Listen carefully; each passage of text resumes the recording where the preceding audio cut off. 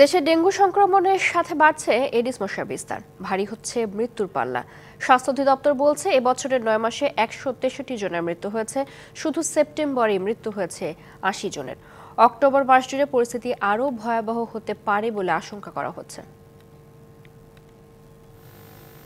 এরকম অস্বাস্থ্যকর পরিবেশ, জমে থাকা পানি আর বদ্ধ জলাশয়ে ফেলে রাখা খালি বোতল, ক্যান, পরিত্যক্ত টায়ারেই জন্ম নেয় এডিস মশা।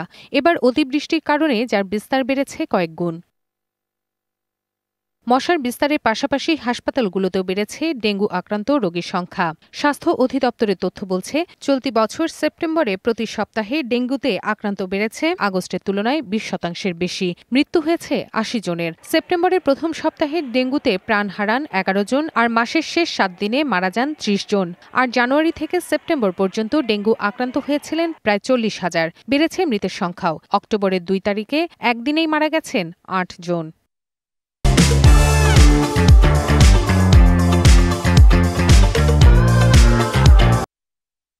প্রতিদিনই শিশু হাসপাতালে ভর্তি হচ্ছে ডেঙ্গুতে আক্রান্ত শিশু, যাদের অনেকেরই অবস্থা আশঙ্কাজনক।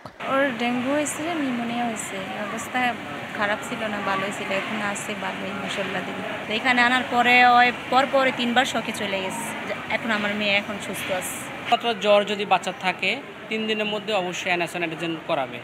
ডেঙ্গু অ্যানাসাইনাইজেন যদি পজিটিভ হয় তাহলে আমরা ক্লাসিক্যাল ডেঙ্গু হিসাবে এটাকে আইডেন্টিফাই করতেছি। কিছু ওয়ার্নিং সাইন আছে, এই ওয়ার্নিং সাইনগুলো যদি থাকে তাহলে বাচ্চা অবশ্যই হসপিটালে ভর্তি করে চিকিৎসা নেবে।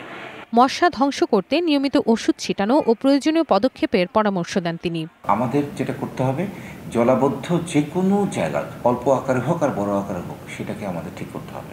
তাহলে দেখা যাবে যে ডেঙ্গুর যে বিস্তার এটা অনেকটা কমে যাবে। Rifat Tasnuva, DBC news, Dhaka.